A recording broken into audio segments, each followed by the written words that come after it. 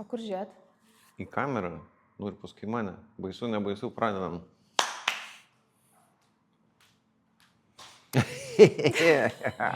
Net į tu atsitraukiai dabar, Gerai. nebetilpsi kadre. Telpu. Tikrai? Labai platus kadras. Įsitempiam. Kūrybiškumas mane jaudina. Jaudina. Kyla jaudulys. Kaip tu galvoji, jaudulyje kūryba kyla? Šitas labai svarbus klausimas. Gerai, kitas klausimas. Šitas labai jaudulyje kūryba kyla. Taip. Kai žmogus susijaudina, Aš juokiuosi, kai man neramu.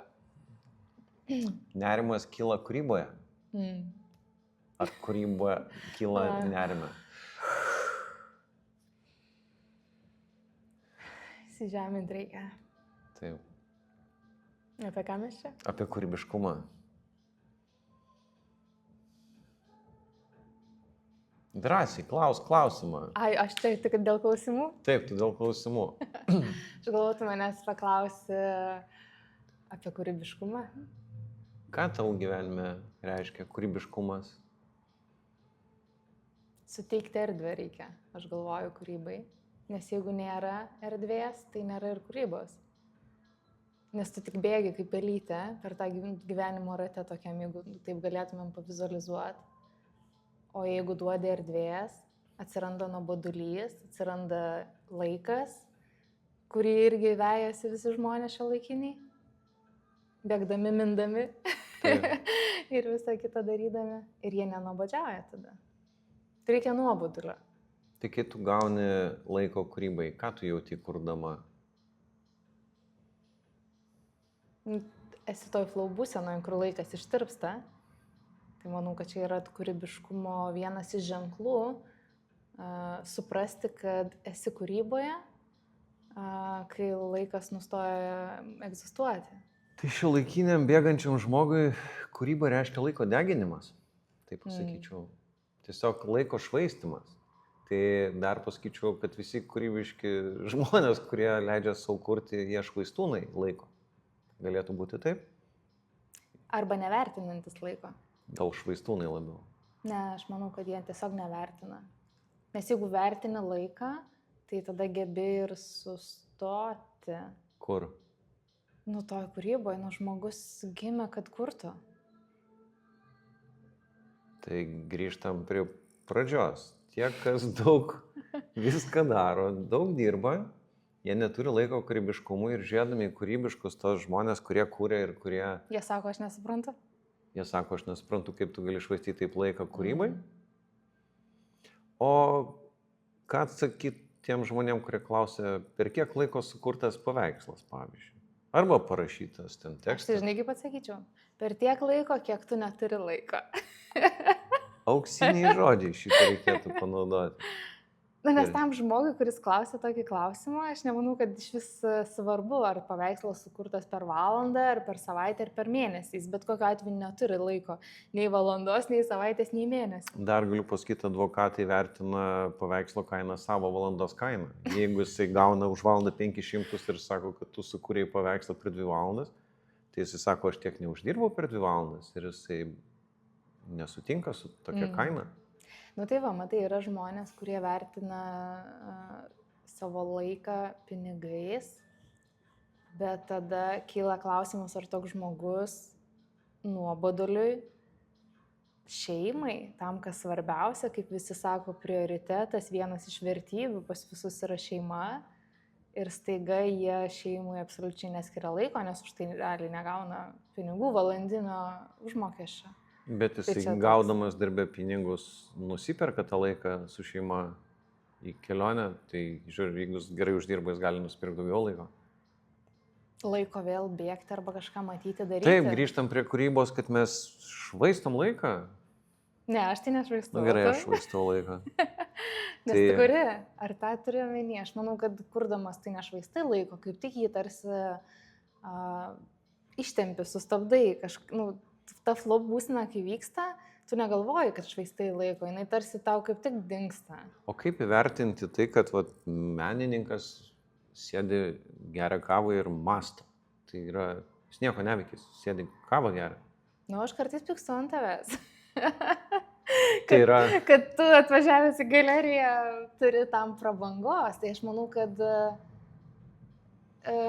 tokį disonansą kelia ir kitiems žmonėms dėl to ir kyla pyktis, arba net ir ant tų žmonių, kurie yra kūrybiški, jie jaučia tokį kažkokį tai erzulį tik dėl to, kad jie turi tam laiko.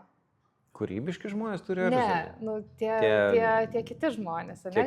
Tie Kitoj upės pusėje tie kiti gyvenantis. Tai linkėjimai tiems kitiems žmonėms. Aš einu dar patikrinti, ar mes įrašą darom. Tiesiog. O jeigu ne, tai būsim gerai pasikalbėję. Būsim. Jau 5 minutės. Tai grįžtam į pokalbį apie tuos kitus žmonės. Tai gerai, dabar gal aš tavęs daugiau klausiu, nes tu čia manęs Paklausk. paklausinėjai.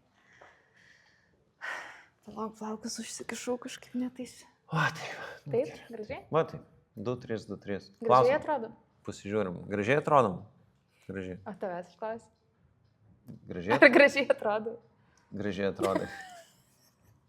Aš tau gražiai? Nuostabi. Mano išrinktoji. Mes vėl prie mėlyno paveikslo. Plaukai. Tai Palauk, dabar čia šitas geras. Gerai. Mes vėl prie mėlyno paveikslo. Mes vėl prie mėlyno paveikslo. Tai komplimento norėčiau. Žinai, tavo akių gilis atsispindi šitame medūzų paveiksle. Ačiū, meilė. Prašom. Gerai, dabar taip saldžiai pradėjom, tai galim toliau tęsti. Taip, Apie toliau mes kūrybiškumą. tęsim. Taip, apie kūrybiškumą. Pradėjom prieš metus turbūt. Buvo mūsų pirmas įrašas kartu. Taip. Tai dabar antras po metų. Ir apie kūrybiškumą. Kas tau yra kūrybiškumas?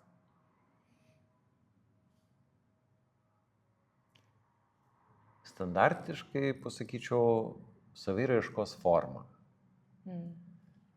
Nestandartiškai pasakyčiau patogus gyvenimas.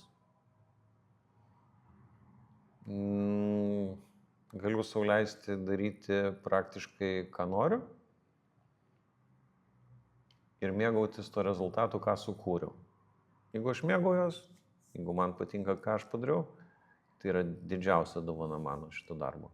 Žinai, ką išgirdau tavo žodžiuose? Ką? Kūryba yra gyvenimas. O, kaip gražiai pasakyta. Bet taip ir yra.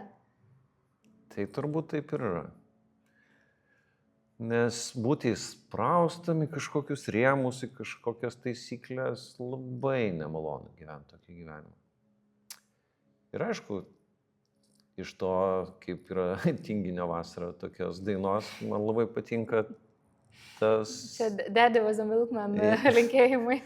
Jo, tai tas toks, kaip ir darai, ką nori ir tai yra kaip ir tinginystė tokia, mėgautis to procesu, kuris tavęs nekankina. Čia kaip ir nelegalu šio laikiniam bėgančiam pasaulyje. Taip. Nelegali veikla, Nelegali veikla. Menas nelegali veikla? Nelegali veikla, nes... Ir neįkainota valandom, ne, kaip ir kalbėjom. Taip, ir neįkainota valandom. Ir nesuprasi, kaip padaryti, ir ką matyti, nesuprasi, kyla labai daug klausimų. Gal galima įkainuoti ties kvadratiniais metrais, kaip kartais juokauja žmonės. Kartais mes ir patys taip juokaujam. Ir patys taip juokaujam. Kvadratos tačia kampio jums. Ar kažkokia. Kokia kaina. Vertikalaus ar horizontalaus. Taip. Arba priderinti tą kūrinio kainą prie kvadratinio metro, nekilnojamo turto kainą, visai galima priderinti. Tai grįžtant prie to kūrybiškumo ir šita veikla, tai labiau toks romantizmas. Perėjai prie romantikos, tai sekantis mano klausimas, kas labiau renkasi paveikslus, moteris ar vyrai? 50-50, taip sakyčiau. Realiai vyrai didžiulį įtaką turi paveikslam. Gal jie tos pinigus skiria tam menui. Greičiausia taip ir būna, nes... Ne, tai žiūrėk, moteris renkasi, vyrai nusprendžia. Ne, bet vyrai nusprendžia ir vyrai atsiskaito dažnu atveju. Čia nieko prieš feministės, bet vyrai labai turi įtakos ir sprendimui, koks menas bus namuose. Taip. O ką jie renkasi tada, jeigu taip galėtum išskirti drąsesnius paveikslus? Jie labiau tas abstrakcijas? Jie labiau maištininkai vyrai. Aha. Va, jie labiau sau leidžia pasirinkti tokį aštrų, Tai modernų. labiau, kaip tu galvotum, gal tada moterim reikėtų išgirsti, kaip, nes labai dažnu atveju, kodėl aš ir paklausiau, namai, interjeras, tai tarsi tokia moters urvas, ne, moters oazė kažkokia, jinai Gal ją čia kuria. klaidingas stereotipas, gal dabar šiek tiek jau žmonės daugiau pamatė pasaulį ir paragavę Gal. visokių dalykų. Nu, bet tai Ir- tarsi moteris galėtų ir įsileisti tą vyrą, kad jisai spręstų, nežinau, meno, įtaką namuose, kažkokių interjerų sprendimų. Tai pasikartosiu. Didžioji dalis žmonių, kurie perka paveikslus, ateina dviese. Ir jie dviese renkas. Ir dviese būna labai stiprus, aiškus pasirinkimas. O jeigu nuomonės išsiskiria? Tada reikia pirkti du. Labai dažnu atveju taip ir būna. Nu, būna taip. Tai, nu, žiūrint, kuris. Bet čia kaip terapija porai gaunasi išsirinkti bendrą meno kūrinį.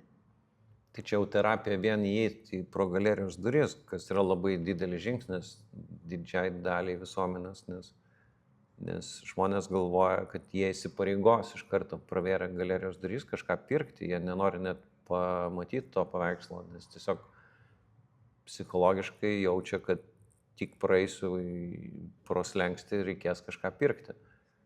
O mano galerijoje jie dar gali pavaikščioti, pažiūrėti, kaip dideliai galerijoje daug paveikslų ir Nu ir gali tiesiog pafantazuoti, pasvajoti, ką jie galėtų įsigyti, ką jie galėtų, ne, kokį paveikslą galų gale ateičiai, arba tiesiog pasižiūrinėti.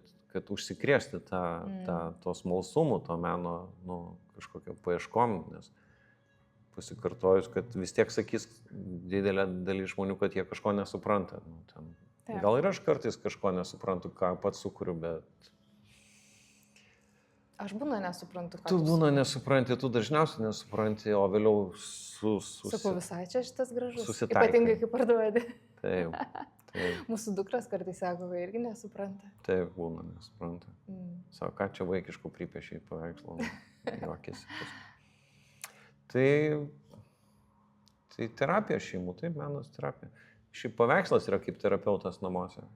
Ką turiu omeny? Tai jisai turi savo energiją, savo spalvą, savo bangas ir žmogus namuose, turėdamas tą paveikslą, gali nusiraminti, gali užsikurt, gali pažadinti savo kūrybiškumą, pažadinti savo jausmus. Tiesiog čia nėra televizorius, kur viskas bėgioja ir keičiasi ir tau duoda sukramtytą produktą. Čia yra toks produktas, kurį pats turi virškinti ir galvoti, kas čia yra. Ne pats būtinai galvoti, o tiesiog ateina mintis. Ateina mintis, kaip žiūrėjimas. Nes ir pas mus namie, pavyzdžiui, kabo daug paveikslų. Taip. Ir atrodo, pro tą patį vieną paveikslą praeini labai daug kartų. Taip. Ir būna jį pastebi, būna nepastebi, būna, ateina kažkokia mintis. Taip. O, tai žiūrėk, turim labai modernių namų su baltom sienom. Baltos sienos, viskas labai balta. Tai čia lygiai taip pat kaip žiūrėti prie jūros gulint į lygų švarų dangų, ne? Tai tu nieko nematai, tiesiog tuščia. Dangus mėlynas ir viskas. O jeigu yra debesis, tai atsiranda ir drambliukai, ir drugeliai, ir krokodilai, ir kas tik. Ir ten jau gali būti kūrybiškas. Ir ten jau gali būti kūrybiškas, taip. Ir tada net su aplinkiniais, kurie irgi nemato tos debesėlius. Sakai, žiūrėk, ar tu matai. Žiūrėk, ar tu matai, tai lygiai taip pat ir su paveikslu. O žiūrėdamas į baltą sieną, tu tiesiog esi, kaip žiūri, į dugną. Bet nežiūri tada gal. O kur žiūrėsi? Į televizorių juodą. Dar būna juodas televizorius, kol neįjungi, o kai įjungi, ten transliuoja iš vis nesąmonės. Tai labai, labai svarbu juodas televizorius ir baltos sienos. Tu jauti pykti kažkokį. Ne, aš įsivaizduoju, nuobodu turėtų būti žmogui baltas. Bet tada kūrybiškumas gali kilti žmogus, gali tada sugalvoti kažką. Gali žurnalą nusipirkti žmonės ir žiūrėti, kaip kiti gyvena. Linkėjimai žmonių žurnalui. Linkėjimai žmonių žurnalui.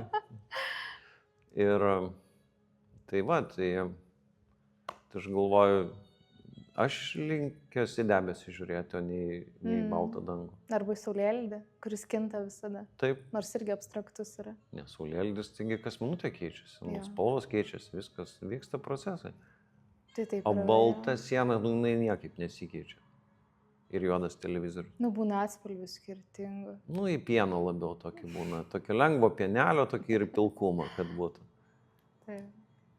Kad toks ne visai baltas būtų. O kuris tavo paveikslas, aišku, žmonės turbūt žiūrintis, klausantis šitą įrašą nematys. Nematys. Bet jeigu tu galėtum dabar išrinkti iš naujausių savo paveikslų, kuris tau labiausiai artima kažkokia, ar spalvų kažkokia gama, kas tau dabar labiausiai, kame tu esi? Instinkto serija. Mhm. Su liūtais, su drambliais, su visokiais Afrikos šitais siužetais. Jin man labai karšta šiuo metu. Instinktas. Tai čia tas toks pirmapradis kažkoks gyvuliškas instinktas. Ne gyvuliškas, o tas, kur tapyba ant uolų būdavo, kur žmogus ten nupieždavo kažkokius tokius briedžius, ten medžioklę, ten tokius visokius siužetus. Tai vat, aš galėčiau būti tas pirmykštės santvarkos kūrėjas, kuris iš instinkto tapo. Man tas labai patinka. Kur, vat, Ai, tai va šitas. taip, va šitas draugų paveikslas yra toks instinktas, vadinčiau. Ne medūzos, kur viskas taip vat plaukia ir meditatyvo, o instinktas, kur daug ugnies, karščio, energijos. Tokia žemės labiau energija net jaučiama. Greičiausia taip. Tos, Spalvinė gama jinai visai. taip, dabar galvoj aidi tas gongas, kuris vadinasi žemė, kur ta žemės vibracija transliuoja. Gongai yra tokie apvalūs ir jie duoda tam tikrą dažnį. Tam tikri gongai turi savo pavadinimus ir jie groja. Tai va, tai žemės energija. Tai dabar man tas yra ant bangos vidinės. Aišku, medūzos, kai reikia atsipalaiduoti. Tai gal viskas. Tai ir viskas. Pratęsim už metų ar greičiau? Greičiau, jeigu nesuspyksim.